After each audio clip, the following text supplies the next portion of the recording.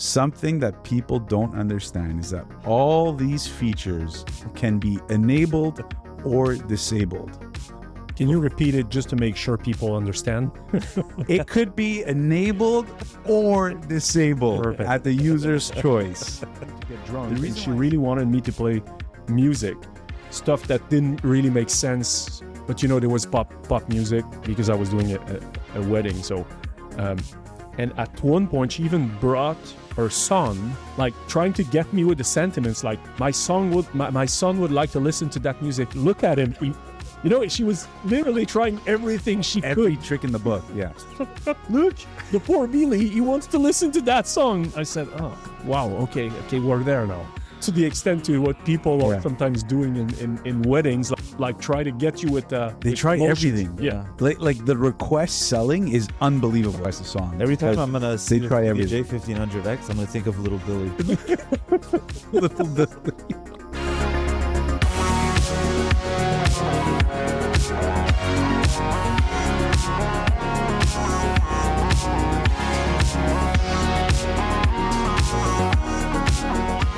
Gentlemen, What's going on? I'm excited to talk about some new gear and the DJ world today. Yeah. It's Yeah. been a while since we haven't talked about DJ. I think Yeah. it was our second episode. Yeah. So And I love the topic when you sent it to us. I'm not gonna lie. I got really excited about this one. Not that I don't get excited about our topics, but this one. I think this one I hits home for all of us. Yeah, exactly. Because we've all been in the situation where, just to remind the viewers, we all have experience being DJs in very different scenarios and situations, but we've all had to deal with requests. Yeah. And it's funny because when I talk to a lot of people in the industry, specifically DJs, whether they're friends, coworkers, acquaintances in the industry, everybody has a different opinion on requests. So that's why I thought it would be a really cool topic to talk about, because I'd love to hear a little bit more about your experience as a DJ and what you've done. Obviously, you, Vince, have some experience DJing as well, and I'll give you my thoughts on requests and DJing and how that's kind of also evolved over the years and changed.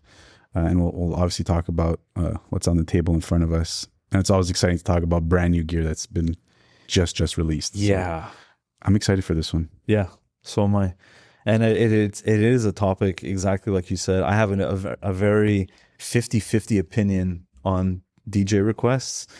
And I'm not gonna blow out any surprises, but when I noticed the new release of Alpha Theta's new piece, yeah, it got me excited, and it's my other 50-50 that got me not concerned. It was just I think it wasn't funny. a concern about myself. It was more like how it's going to be perceived, and I think it's gotten perceived perhaps the wrong way, just based on some of the comments I've read on. Yeah, but so at a product launch, right? You have this, like, I like to explain to people, as you have a needle in the middle of your semicircle, right? You have good PR and you have bad PR, and the needle always starts at the beginning, right in the center. And then depending on the launch time and what happens, whether it's 5 minutes into the launch, 24 hours into the launch, the needle just constantly moves depending on the conversations that are happening around the product. And that's where, from a marketing perspective, messaging and the way things are explained at launch are so important. mm-hmm. And I think, like, I think about when I started 10 years ago in distribution, launching a product at, for example, a trade show was the moment to launch a product. True. And it was like all eyes on that day, that hour, that morning. You take the cloth off the product and it's like, here's the new product at the trade show. And then, like I was talking about, that figurative needle, you'd kind of gauge what people thought about the product. Yeah. Then throughout the years, it's like, oh, internet, the pandemic, like you can launch a product whenever and however. Mm-hmm. Yeah, that's true, and it doesn't necessarily have to be at a trade show, even though that's still a very common timing for a product launch. But the internet has allowed us to launch products whenever and however. Now, the good and bad thing about that is that you have that many more opinions that are being shared instantly at launch time. Yeah. And that's why when people say like, oh, the launch is not as important as it used to be, it's not all at that one time or that one day at that one trade show, you could launch a product whenever.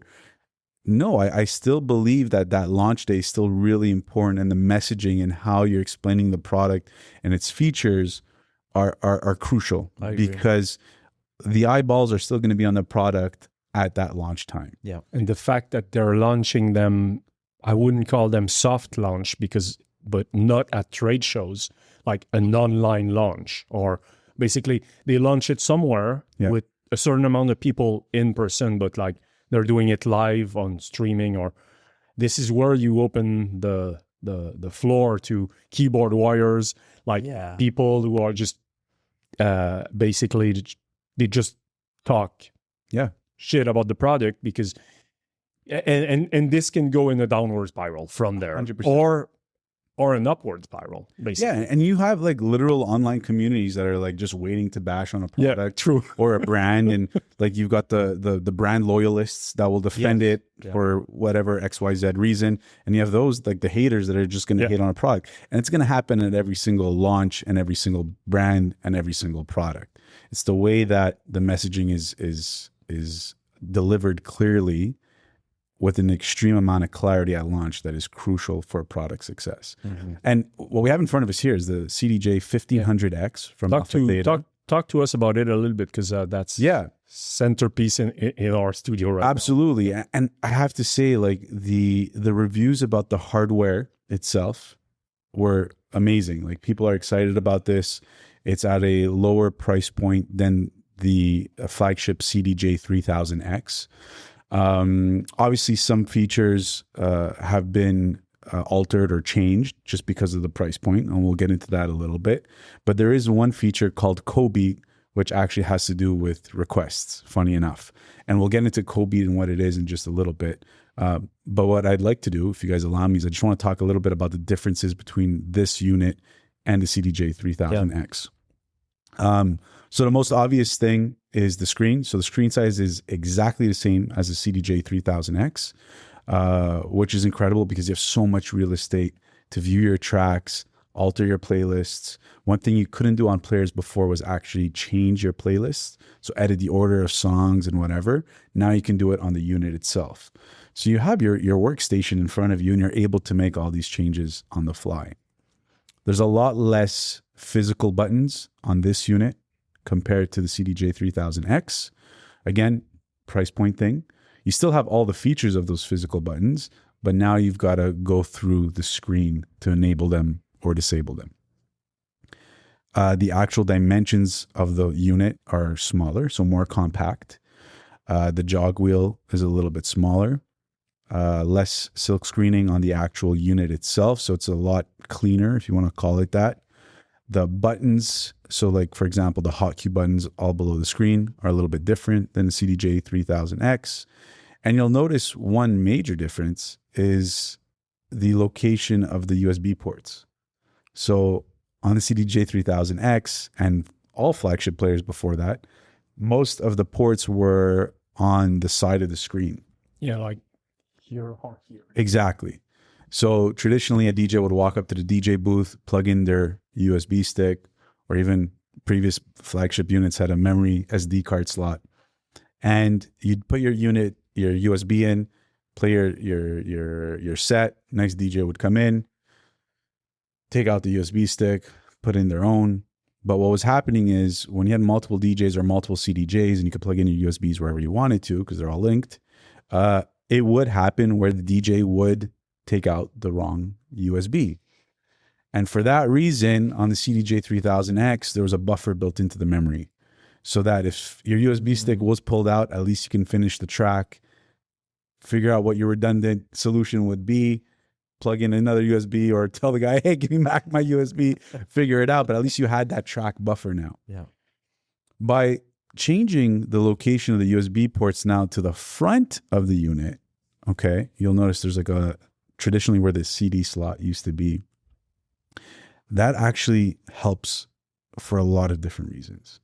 The first reason is there is zero physical obstruction to the USB, meaning when the USB was sticking out of the top next to the screen, which is still relevant, you know, CDJ-1500X or whatever, whether it be confetti that falls on the CDJ-3000 and you're trying to, you know, eject your USB and take it out, it's just a lot more cumbersome because you're reaching over the physical setup. And that obviously increases the probability of hitting a button or again, taking out the wrong USB.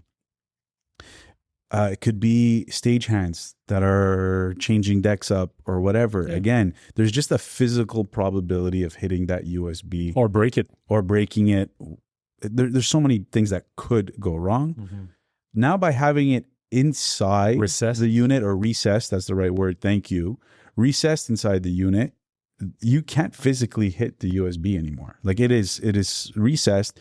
It's a lot harder to actually damage the USB or the USB port. And it really allows you to do all the maintenance or the changing of the USBs at the front of the unit. And it's cool. It's kind of an ode, like this is my personal opinion, but back in the day when you would put your CDs in at the beginning of the port, right? CDJs, I mean, there's a lot of history there. It was always at the center and in the front of the unit. Now you're kind of doing the same thing. You're inserting your media, which is your USB, at the front of the unit. And they did some really cool things. They put a customizable LED light, so you can choose what color you want. It's little things like that that make a difference in the long run. And at the end of the day, what people need to remember is, yes, there's less physical buttons, but the price is a lot less than the CDJ-1500X. It's more compact, but you still have a lot of the professional features that you find on the CDJ-1500X. So this really fits, you know, that DJ, that mobile DJ, the DJ that is practicing to get eventually onto the CDJ-3000Xs. Think of restaurants, lounges, smaller clubs. This makes the price point a lot more attractive in order to play on individual players. And people are going to say, oh, well, I can get an all-in-one unit for a more affordable price than a pair of CDJ-1500Xs. Yes, you can. But for the DJs that still like to change up their mixers, go from rotary to regular fader mixers, or go from 2-channel to 4 channels and still want to change their setup, players still have a place in the market. And we've done really well with the launch of the CDJ-1500X. And one of the features that it has, and this is where I want to really create a lot of clarity, is the CoBeat feature. So people that don't know what CoBeat is a new Alpha Theta feature that was introduced through the CDJ-1500X, which allows the audience to interact with the DJ specifically for requests. Now, what does that mean? That means that as the DJ, when I set up my CoBeat account, I can allow 2 different features. First thing is I can allow the audience to message me, so send requests, and that all shows up on the screen itself of the unit because there's Wi-Fi built in. The other feature I can do is I can actually share a catalog of songs with the audience. Now, something that people don't understand is that all these features can be enabled or disabled. Can you repeat it just to make sure people understand? It could be enabled or disabled at the user's choice. The reason why I say that is because what I witnessed, and this is my own personal opinion, there was a lot of misunderstanding at the launch of this product. People thought that you bought a CDJ-1500X, automatically every single set, people could see your songs, they could send you messages, and that, you know, there was zero control over the CoBeat feature. That is not the case. You can enable CoBeat, and then you can enable those different features. If you want, it is granular.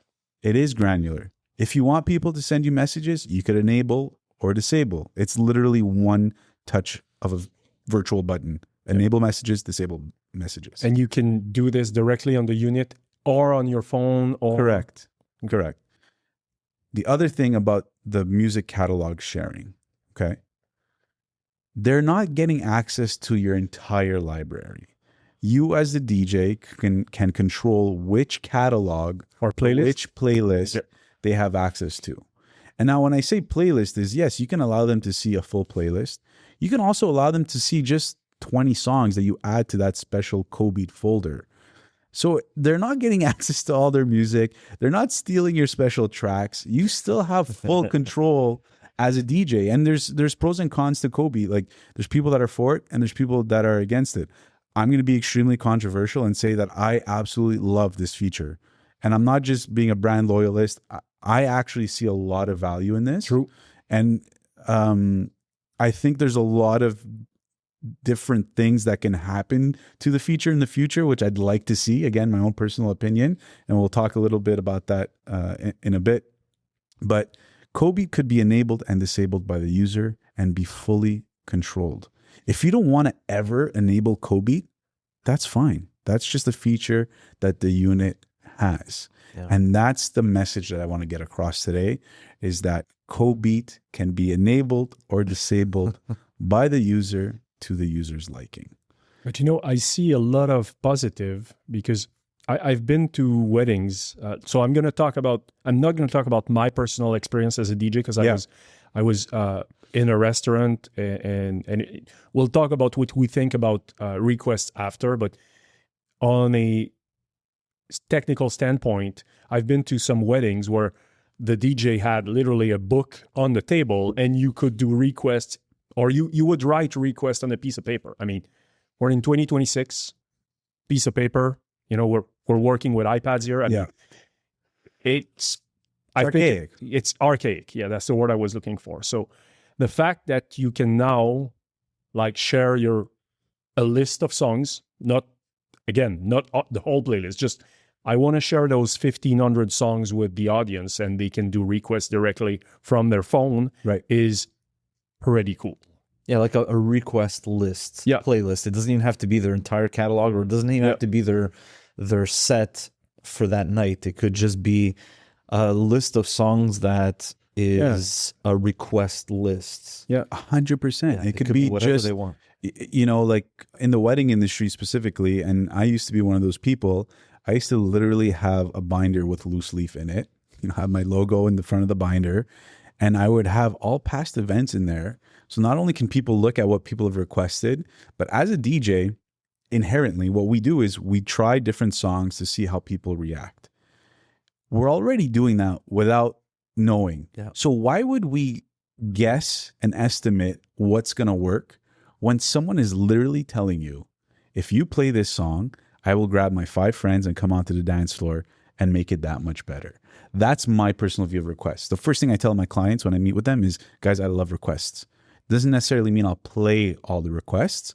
I'll filter and use my knowledge, because we all know there's that one crazy uncle that comes out. It's some obscure song that'll never to work. Me, it's not an uncle. Typically was an aunt, but I've seen some wild ants, let me tell you. But just to say, when people are telling you this is what I want to hear, amazing. And again, different scenarios. You're a club DJ, and this is where I think people don't realize that they're maybe just putting their blinders on and thinking of their own particular situation. Yeah. If you're a club DJ, okay, and you've got a specific style, specific branding to what you play and how you play it, I get how this can seem disruptive. Okay? Now follow me here. You're going in, you have a certain set. They hired you for your style. They've hired you for your style. Exactly. Exactly. And let's be honest, you might not be used to getting audience requests because you're often on the stage or elsewhere, FOH, far away. No access to the DJ. And now you're like, oh my God, now people are going to send me requests. That's not the case. Again, it could be enabled or disabled. But now you put yourself in a mobile DJ's footprint. And like I said, to me, this is my binder with the loose leaf. Mm-hmm. If I can now be that much more interactive, I can almost monetize, and we'll talk about monetization a little bit, but monetize and sell it to my clients that, hey, I'm a very interactive DJ. Mm-hmm. people can actually request songs. There's a business case right there. There's a business case, and nobody's talking about that. And that's why I wanted to talk about this, because I want to shed light on this is actually a selling point for mobile DJs. Big time. True. Whether you believe in it or not, or you like requests or not, I know tons of mobile DJs that don't like requests, and they don't even want to bring it up in a conversation. Yeah. To me, this is something that I would share 100% with my clients and say, I'm actually very interactive.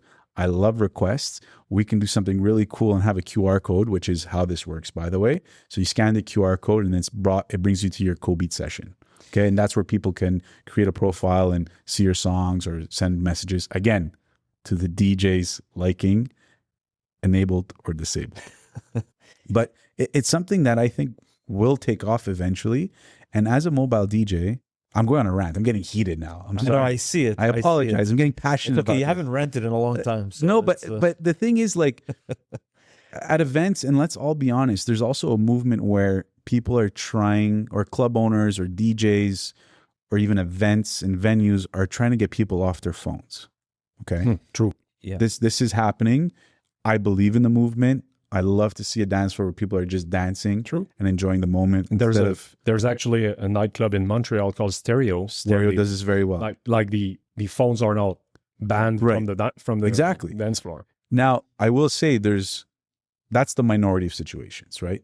As a mobile DJ, everyone has their phones out. You can't go to a wedding because anyways, put your phone away. I mean, as a mobile DJ in a wedding, people want to take picture anyways. They all have their phones. But in a dark nightclub, like let's say after hours or something like that, I mean, you're not going to give a request to the DJ anyways. Exactly. So he's not a potential customer for CoBeat anyways. Correct. Yeah. Correct. Unless he changes his style and wants to, I mean, he could, right? But he has the option. Point. He has the option. Exactly. And that's the point. He has the option. But like I was saying, if people are on their phones anyways, like the amount of times I'm DJing a wedding and someone will show me their Spotify playlist or they're playing now, and like, hey, can you play this song? If people are going to be on their phones anyways, do I want their attention elsewhere on Instagram, or do I want their attention on my music catalog and what's actually happening? True. Again, it's about perspective. I'd rather them be interacting with the music and with me than being completely distracted and not having a good time. If they're going to be on their phones anyways, make them be on their phones, interacting part with of the you. party. Exactly. Yeah. Again, perspective, but it makes all the difference. Yeah. I have a couple of technical questions about CoBeat, and maybe you don't have the answer yet because it's pretty new. It's brand new. Yeah. Basically, does CoBeat link with, let's say, Apple Music or Spotify? I mean, basically, if I want to share stuff on CoBeat, can the person pre-listen to the song in my catalog is there a bridge or something with like the streaming services? Or maybe you don't have the answer. No, that's actually a very good answer. Yeah. So streaming services are meant for personal use. What happens is when you set up your request catalog in CoBeat, the only songs that you can add to that catalog or request catalog are songs that are on your Rekordbox Cloud Play, meaning they're local files, they're files that you've purchased for public use, right? Okay. So it becomes more of a, let's be honest, a legal thing where you can't be sharing which is fine. On the catalog request, which is completely respectable, and I understand that decision. Now, what's really cool is that if you enable the send messages, remember I was telling you about editing your playlist, you can actually copy paste on these units now, before you couldn't. If you send me a request and say you want, I don't know, Michael Jackson Thriller. If I get that request, and by the way, it's not obtrusive at all. I don't know if that's one of your technical questions. You don't get a big, pop up on the waveform. I think it's on your phone. It's not on the device. No, it's on the device itself, but it's literally a little red dot. Okay. Like not obtrusive at all. It doesn't disrupt your performance, doesn't disrupt the GUI at all. What I was saying was, if you get a message, you send me a message saying, hey, I'd love to hear Michael Jackson Thriller. CoBeat will actually be able to change the format of the message, and it'll show Michael Jackson Thriller sent by Hugo Chevret 1234 I love biking, like the username. I can copy paste Michael Jackson Thriller into my search. And if I have my streaming platforms all connected through my record box, again, there's the NFC reader at the front, just like the CDJ-1500X. So everything gets logged in all at once. I can now copy paste into the streaming platforms and find that song, which is really cool. So again, pros and cons to enabling certain features of CoBeat. One of them is copy pasting a track title and finding it in any of your libraries. So now you're not like going back, trying to search different libraries. You can literally just copy paste and it's going to search. So there's two things. Yeah. You can share your playlist and people can basically thumbs up or check the ones they want to hear. Yep. But I can also send you a message on because I want a track that's not on your playlist. Correct. Okay. Yeah. Cool. We should maybe clarify for people that are just listening. True. But it's a good time for clarification. You could enable and disable CoBeat. But no, so when you enable the feature, Yep. And I invite everybody, actually, I'll try to link the video on the side of the screen, but I think everybody should watch the Alpha Theta video of this feature because it's actually really cool. So once you enable it, you actually get a QR code. That QR code can then be printed. Yeah, printed, displayed on an LED screen. Yeah, exactly. Yeah. And then, as you said, in the menu structure, you actually have tabs on the top. And one of those tabs will have a red dot, if I'm not mistaken, right? So Correct. very unobtrusive. Yeah, so you'll actually see like when you see the waveform on the little back button to go back to your library, if there's, I believe, a message, there's like a little red dot that appears next to the back button. Yeah. And you're like, oh, okay, someone sent me a message. You go back, you could search, you could see your messages. And what's really cool is that it's not just enabling and disabling at the beginning or at the end of your set. If all of a sudden you see you're getting like 20 messages, okay? And there is, by the way, like an anti-spam feature. You can only send a message, I think, once every 3 minutes. Oh, cool. Or something like that. So they've thought about all these things, foul words checking. Like it's a safe space in that sense.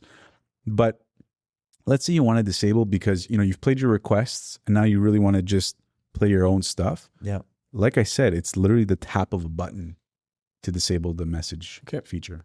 So you could have a part you can of open it and close it. Yeah, open, close it. You can do whatever you'd like. 100%. Yeah. And you can react with emoticons. That you see obviously on the DJ's phone. So if he has his CoBeat session open on his phone, you can actually see, you know, how people are reacting to different songs and stuff like that. And do you have, sorry, I didn't do enough research on the feature before joining the podcast, but can you have like people just doing thumbs up on tracks and basically you see, okay, this track has 10 thumbs up. Yeah. So basically you can basically say, okay, this one has the most requests. Exactly. I'm going to use this one. Yeah. Okay. Yeah. And from base of what I saw, others can react to others' requests as well. It's taking what's happening in real life. Yeah. And just virtualizing it. Yeah, exactly. When you have like one person come up to the DJ booth and say, can you play this song? Or you have like that one person that's shy and brings like a whole group of people and they're like, we all love this song. Look how many people can get on the dance floor. Can you play it? Well, that's the virtualization of having five thumbs up on that one song. Yeah. You know, and that still happens every day. So I love the feature from a mobile DJ standpoint. Yep. I think even from a club standpoint, I think there's enough control and safeguards that the DJs that are able to use it in a restaurant, lounge, club environment would actually benefit from it quite a bit. Yeah. And it's going to change that experience compared to other venues or events that people have gone to, right? That's one thing that people are not talking about enough. Yes, you can still go request something, but now you've made it that much easier. And it's up to the DJ to decide to use it to their advantage or not, and which level of interactability. Is that a word? That's a word, right? Yeah, I think so. Interaction. Yep. What level of interaction they want to have with their audience? And why do you think? First, it's a double side question. Yeah. Why do you think it's a 1500X exclusive right now? And do you feel that they're going to trickle up the feature to the 3000X? That's a good question. I don't have the answer if they're gonna add it to other units. I think Alpha Theta is very good at testing different features with different units for different target markets. An example of that is with the Omnis Duo. It was, I believe, I could be wrong, but one of the first units where you can have like a Bluetooth input. So instead of having like a physical RCA input to play a track or from any other, vinyl player or whatever it may be, you can actually take your phone connected via Bluetooth and have that signal on a fader, on a channel of your all-in-one unit. Haven't seen that in other units just yet. So they're really good at kind of like, sorry? The A9 has that. The DJM. Yes, it has a Bluetooth input. Yeah. So like what I'm trying to say is they're very good at like sprinkling features here and there and kind of testing the reception of the market. I think once people understand, again, that you can enable and disable CoBeat, people are going to understand that there's advantages to this. I truly, I honestly believe, again, my own personal opinion, that this is an amazing feature that'll open up a lot of doors for a lot of people. Because, I personally think the 3000X is like their flagship unit. You see them in clubs, like festivals. Might not be the prime prospect for this feature yet, but I would see this on a all-in-one unit because this 100%. Is the prime unit that those mobile DJ are using. So I could see this on the XDJ series. Yeah. Should we get into the pros and cons? Yeah, I think we should. Yeah, I think you should go first, Vince. Yeah, but let's start at the let's start at the Vince very is top. Getting ready. He's getting fired up. I'm ready. I've been taking notes and he's fired up. I'm listening, and I'm already getting ideas. And you just brought up like the whole club scene, and I kind of agree with you. And I kind of came up with a thing. So it's like, let's say you're a Tiesto. Okay, maybe not that big, but what do we think about requests in general? Let's put CoBeat on the side for a minute, but what do we We're think just talking about requests? General requests. Okay, we're talking about general requests now? Okay. What did you want to talk about? I wanted to talk about the opportunity for even... Let's talk about both. Let's talk about both. Yeah, I think it's... Okay, so let's say you're a big name DJ. Yeah. And usually you already have your set. Mm-hmm. I don't know if I would turn it on during the set, but I would basically say, hey, you're about to go to a Tiesto show. You open it up 24 or 48 hours before, because the last thing is I've already gone to concerts and I'm like, I hope they play that one song, and they don't. And the concert was good, but I'm still leaving kind of, so you open it up for 48 hours before the event, and maybe you take that survey. You take you're just getting that vibe before the show. And you're just ensuring, and we always talk about this on almost every episode, but the experience. It's all about the experience. And you just want to make sure that everybody leaves the experience. So although I wouldn't, and I don't know how big DJs would feel about that, but I don't know if I would turn it on during the event, but I would definitely maybe test it out 48 hours before an event and see, just get a pulse for the... So I thought 100% valid. Yeah. I don't know how long you can open a CoBeat session for. I will say, I'm hoping you can. Maybe it's a feature that'll be developed if you can't already do it. But yeah, there's so many ways that DJs can use this to their advantage. Like I was saying, I go back to that binder. I still, I think, have that binder where it's covered in vodka and whatever. Fortunately, vodka is it dissipates with depending on which page. That's a rum and coke, that's a cranberry vodka. Yeah, but just to say, all that that's all data, that's all information that I also use for future events. If DJs are using their notes app on their phone to collect requests, why would I not be open to having a process in place to do that instead of having it completely disorganized on my phone? I love that it's an organized way of collecting requests. If you are open to requests, this helps alleviate so many of those problems. Yeah. But yes, that's a great idea. That is a great idea. Just to get a general census and survey and data of, hey, what do you guys want to listen to? What's going to make you enjoy my set that much more? I love it. Great idea. But what do we think about requests in general? Yeah. What do your experience with when you were DJing? What do you? So I have my small experience with weddings, graduations, and stuff like that, and it was always pretty respectful, and it was great. I honestly have no, and I actually have to put it out there. I didn't have an MC, like let's say, you. So it was very respectful. I think it was a relatively good experience.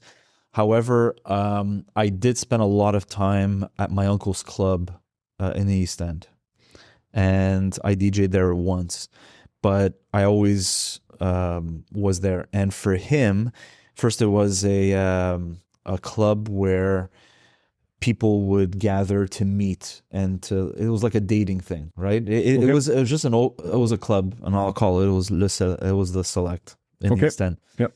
So it was a club de rencontre, or a club to meet people, and obviously that changed over the years, but it was open for almost 35 years.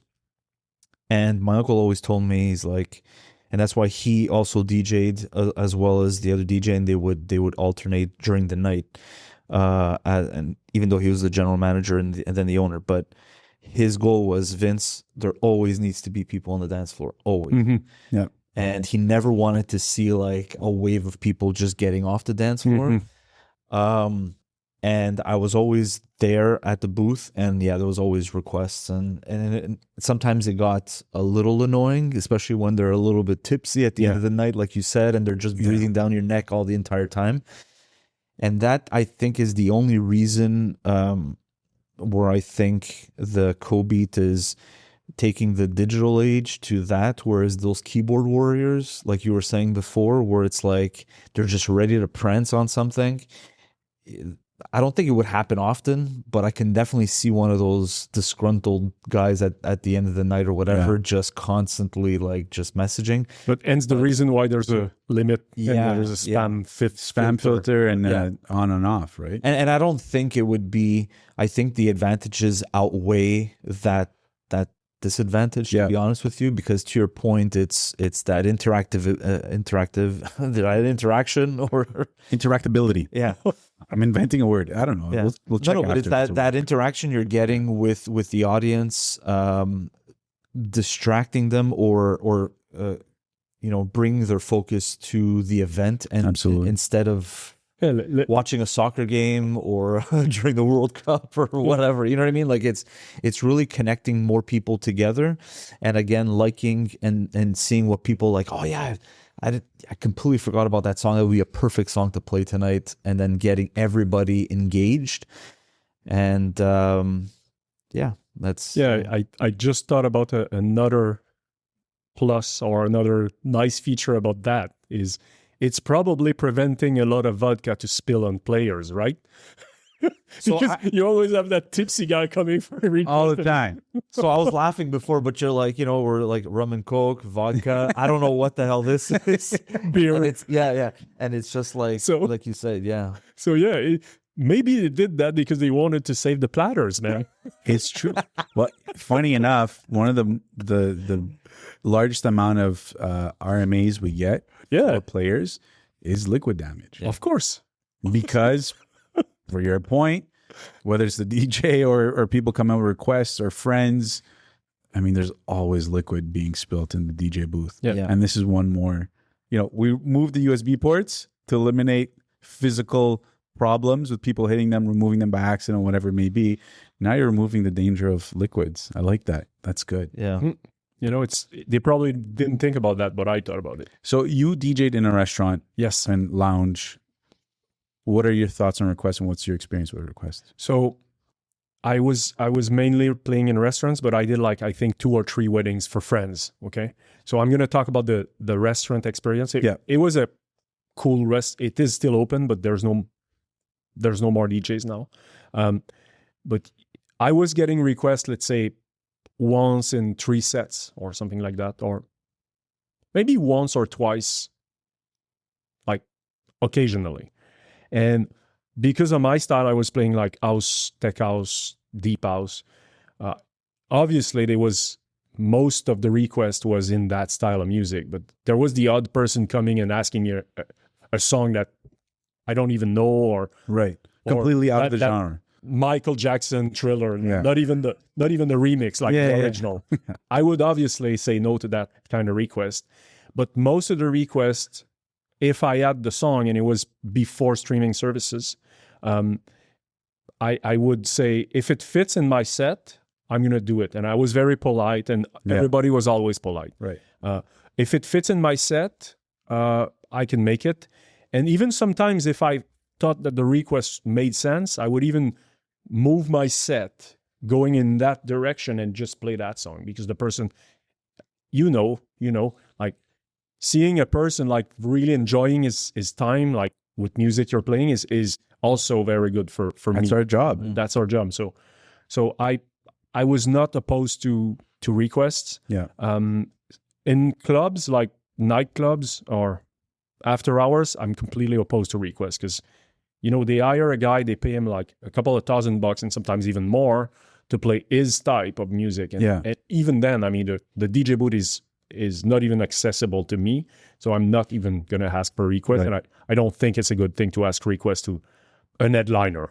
But in the few weddings I did, I remember one anecdote I have is there was a woman that was starting to get drunk, and she really wanted me to play music, like stuff that didn't really make sense. But there was pop music because I was doing a wedding. So, and at one point, she even brought her son, like trying to get me with the sentiments, like my son would like to listen to that music. Look at him. She was literally trying everything she could. Every trick in the book. Yeah. Look, the poor Billy, he wants to listen to that song. I said, oh, wow, okay, we're there now. Did he take out the violin? No, not the violin, but so that's to the extent to what people are sometimes doing in weddings, like when they're tipsy or drunk, they would like try to get you with they try emotions. Everything. Yeah. Like the request selling is unbelievable. Like there's some people I'd hire as sales reps just from seeing how they request a song. Every time I'm gonna see the try CDJ-1500X, I'm gonna think of Little Billy. Little Billy. And Little Billy wants the Macarena. You're gonna make his dreams come true. Yeah. What is your best anecdote around request? Like, did you have someone trying to play with? Oh, all the time, all the time. The classic is you're at a wedding and someone comes up to you and they're like, the bride really wants this song. Oh, and obviously I'm being paid to make the bride and groom's day the best day of their life, so I will always play to what they like. Yeah. So when someone's coming up to you and saying, this is the song that the bride wants, look, she's on the dance floor, she's asking you for it. I learned very quickly to always confirm with the bride, because that is one of the best sales tactics that someone's used on me. It was like, the bride loves this song. And then like the bride looks at you like, what the hell are you doing?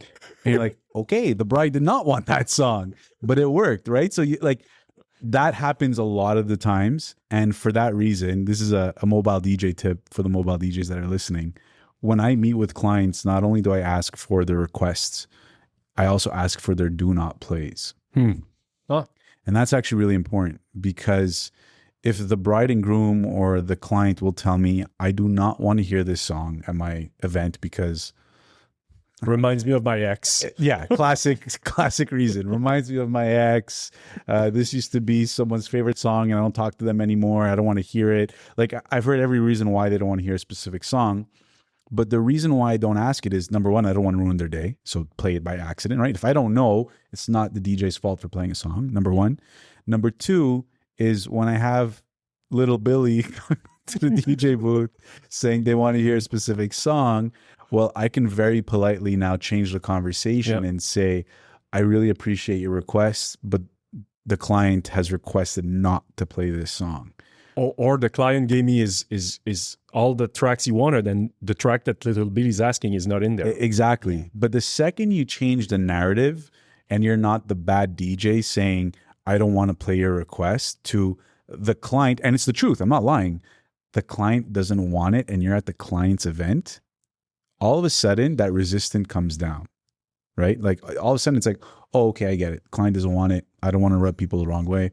I get it. It's fine. Yeah, but he started with, she really wants to hear it. Yeah, and they're going to try every single tactic, but that's why having something physical, like, look, the client doesn't want it, that actually helps a lot. And little Billy will try everything to get that song played. So yeah, I mean, I've seen it all. My general rule of thumb when it comes to requests is I actually start off the evening as a professional MC. Part of my opening spiel is telling people, guys, we love requests. At any point in the evening, please come see us. We'll play whatever song you like at any point. And it's funny because when I first started and my DJ would look at me like, what did you just do? Like, you just opened up the door. You'd be surprised at how little requests we actually get during the evening. If you're a really good DJ, you're not going to get that many requests. True. Yeah. And the requests that you do get, right? Because number one, it takes some confidence, let's be honest, to go up to the DJ and ask, you know, you're not telling them they're doing a bad job, but there's ways of telling people like, hey, like, I really love this song. You're doing an amazing job. Do you think you could fit this one in? And for all the audience members out there, do it respectfully. The more respectful you are with the DJ, the more chances they're going to play your song. But just to say, like, we don't actually even get that many requests in an evening. But now you've given the audience, you've broken the ice with the audience. You've told them, hey, we're here for you guys. We're not here for me. Yeah. We're not here to promote my company. I'm here to make sure you guys have an amazing evening. Yeah. Again, the experience. And that's what sells a really good mobile DJ, is making people realize you're not there to play for yourself. You're not there to get the spotlights on you. You're there to make sure that everyone's having a good time. And I encourage requests. That's why I love this. And the good DJ who realizes the power of a good request, and it goes back to what I was saying before, they're literally telling you, instead of guessing or using your crowd reading skills, which is what a DJ does, you read the crowd, you read the room, they're telling you, you play this song, I will dance, I will sing.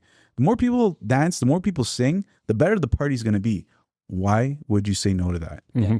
And my personal opinion, again, controversial, it's an ego thing. It's a complete ego thing. If you're not playing to the crowd, I'm sorry, you're not a good mobile DJ. Yeah. This one's going to be cut in his story. I can see that on YouTube already.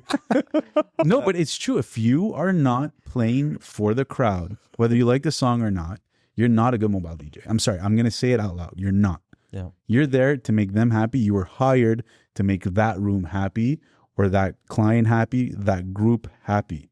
True. That happiness comes from the music and the experience. Yeah, I think to every level, even if you're a big name DJ, it's because of the fans that you're a big time DJ. 100%. So I'm not saying that everybody should turn on this feature, you know, but I agree. It's and like, even from a club, I think like we keep going back to how CoBeat is so good for the mobile guys. But I do think there is a definite need for it in the clubs. When you're a club DJ, yes, and I was talking about ego before, okay? But when you're a club DJ, there is a certain self-branding. You're selling yourself, right? So yes, you need a bit of ego. You need the confidence. You are going to play to your style. You're selling yourself as the music and as the DJ. CoBeat, to me, is a tool to test certain songs, which you're doing anyway. As a club DJ, you're not going to play the same set every single weekend at the same exact venue. Inherently and subconsciously, you are going to change tracks once in a while. You're going to test new songs, whether it's a song of the year or even old tracks. You're going to see what works and what doesn't work. And a good DJ is going to remember and say, okay, this worked, this didn't work. Even that same night, whether it comes to genres or whatever, you're always testing to see what works with that specific crowd. I think CoBeat, personally, I wouldn't open it up to my entire catalog because I don't think there's a need to do that when you're a club DJ. But I think it's a really good way of saying, hey, these are the songs that I'm not sure are going to work or that I'd like to test. Yeah. Instead of me playing it and having a chance to, disrupt the dance floor. Yes. Potentially. Yeah. why not have it in a side list in your catalog? Yeah. Say, okay, these are 20 tracks that are a little bit more obscure, a little bit, you know, the deeper cuts as they used to call them. Mm-hmm. Let's see if we have any interaction with these tracks before I even get to play them. Mm-hmm. If all of a sudden I have 10 people asking for that one obscure track, hey, you know what? Maybe I had my blinders on. This can actually work. Yeah. And now they're telling me that track's going to work without even testing it. So that's going to bring you up already a level because you're taking all the guesswork out of it. Yeah. So that's where I see CoBeat being really good is, hey guys, this is me. You know, I'm Franco Caruso. I'm DJing the club. This is my style. Let's go for it. This is what they paid me for. This is why people came to the club. Yeah. Amazing. I'm going to do my thing. But here's a level of interaction on the side that if you guys think you'd like any of this, this can actually work. And again, it's taking the guesswork out of it. I think that's great. Yeah. And people are not thinking of it that way. People are thinking of, oh, they're going to see all my playlists. Oh, they're going to see all my special tracks or my hidden gems. No, you don't have to give them access to any of that. Use it as a side catalog. A back pocket. Let's see if it works. Yeah, back pocket. No one's talked about that. I've watched videos on CoBeat, on CDJ-1500X. I've spoken to a lot of people. When this thing launched and CoBeat was announced, my phone, like some pretty big DJs in the city were like, oh, like, do I have to connect a LAN port? Like now people are going to have access to all my music and no, guys, everyone relax, calm down. And the second you start explaining to them how you can use it from a different angle, like I said, a side catalog, people are like, okay, this is really cool. Yeah. Yeah. And that's where the messaging kind of got lost, or misunderstood, I should say, because Alpha Theta came out saying you can, you know, like any other product, this is what it could do. Amazing. And it could do a lot of great things. But what was misunderstood was the level of control that you have over it. And that's what I really wanted to clarify today. Well, thanks a lot for clarifying it, because I think... Especially the enabling, disabling. Yeah. You can enable or disable CoBeat. So to summarize, I mean, this is a brand new unit that's been out for about a couple of weeks. It did make some noise because of that CoBeat feature. And it was... Maybe the messaging that you could turn it off was not spread around enough, but now we know, because we said it like 6 or 7 times, maybe 10 times. You can enable or disable CoBeat. Thanks a lot, Franco.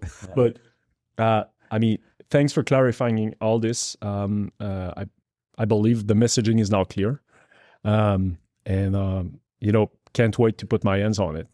They're selling like hotcakes, apparently. They are. We're back ordered. People are excited.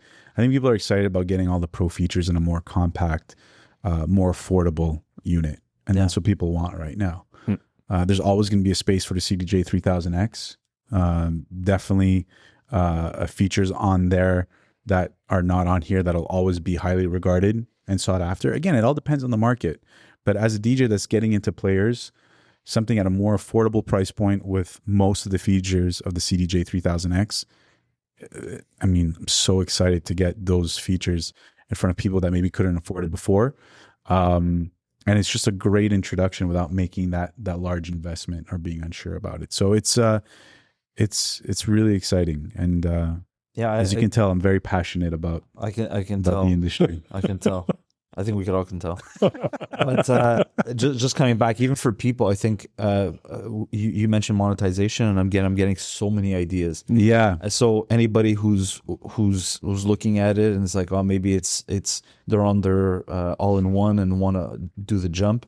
Even if you're an online DJ and you're live streaming some of your events, if you have a members page, true. I didn't even thought about it. If you have a members page, then members have access to requests versus people that are not members. So if you're a member and you're paying monthly, let's say to like a Patreon or whatever, they have access to the QR code, where as the regular live streamers don't. Absolutely. Wow, I didn't even think about that one, because it's right for club live, but it's also right for live on the web. Yeah, for sure. Yeah, and if you're at a tips. That's what I want. Even just opening up, just the fact that you have a QR code, let's say on your LED panel in the back, you're like, if you want any tips, that's extra cash that the bride and groom already paid, right? Yeah. But now if you're playing everybody's requests and they're like, oh my God, and the guy's drunk, here's $100. Thank you so much for playing all my It's happened to all of us. That's a real thing. Yeah. It's a real thing. And like I was saying, the more polite you are and the more respectful you are to a DJ, the chances are they're going to play your request. Yeah. The other way to get your request played, let's be honest, like I'm not hiding anything. It's by tipping. Right? Just like when you go to the bar and you want quicker service or You just announce give $20 more at the beginning. Yeah. you give a bit more tip and you're going to get that service. I think it would be really cool. This is just a brainstorm idea. Again, my personal opinion, but imagine you could monetize the request to your point through CoBeat. There's a little PayPal link in the corner. Yeah, imagine you could like link Apple Pay and like for every request it's $5 or whatever it is, or support your DJ. Support your DJ. That would be really cool because now you have the platform, you have the DJ's own profile, you're using your phone, which has already your Apple Pay or Android Pay or whatever it is. Like it could be a really cool monetization feature for DJs. I'm not saying this is your mission to bring that to Alpha Theta. No, but even like, but what I like about the monetization and on the tip side, I don't know if I'd put like specific amounts, but I'd be like, look, donate whatever. If you want to donate whatever you want. But even you can do shout outs because there it's not just a playlist. Once you've selected your song, you can even include a message to the DJ. You can. So you could even actually ask for a shout out as well as a song request. And now you're even making somebody else in the crowd another. So let's say it's somebody's birthday. I just want to make a shout out. Clubs are already doing it. Yeah. Pay $500 and we'll get a picture of you on the screen. Yeah. Except they that do now it in Miami. I don't have do to it. see you. The DJ doesn't have to see the crowd. No, exactly. Just IM me. Again, it's a platform that I think can open up so many more features. Yeah. With the more we talk about it and the more we see it. Yeah. And it'll pay itself. It'll basically pay itself. So that's why I came back to, yes, it would be a step up from the all-in-ones, obviously. Yeah. But that could pay itself if you do it properly. For sure. You know, like I brought up the incentive or the possible monetization in selling the interaction feature from a mobile standpoint. But for sure, I mean, if you want to monetize the actual requests, Even that for could big be DJs. really interesting. Yeah, even for big DJs. You know what I could mean? be very, very interesting. Yeah. For sure. So, no, it's exciting. I think, you know, and like we always get to this point in technology where it's like, what more can we do? What more can we do? How much smaller can we make it? How much faster can we make it? And yeah, those things are all fun and cool, but by incorporating new features, that's also a way to technologically advance. I mean, requests are not something new. Yeah. But it's the way that they're being handled, processed, and stored that is new. And that's really cool if someone wants to use that feature. Yeah. Again, up to the DJ, which is great. I would much rather have that level of control than being forced to have or use a feature that I don't necessarily agree with. And that's fine. People are allowed to have their own opinions. Yeah. But I think it needs to be explained and just have more clarity on how it can actually be very, very beneficial to a trade like a DJ. Yeah. Well, thank you for bringing that up. I honestly thought this episode was going to go to a different direction, maybe a little bit more negative, but it sounds like we all have a positive. No, for sure. And I got so many ideas just listening to you and just like we came up with some ideas. Yeah, exactly. So I'm really happy about.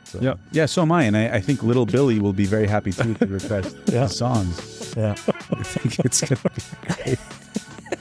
Oh well, gents, thank you for a great talk. Yeah, thank you. Always fun. good. Always exciting. Appreciate it. I apologize for the rants. But yeah, there was not much rant, so that's good. No. I want to get the message out. It was due. I'm a man of the people. Episode. Thanks for clarifying. Yeah, of course. Yeah, my pleasure. Thanks, everybody. I'll be your love.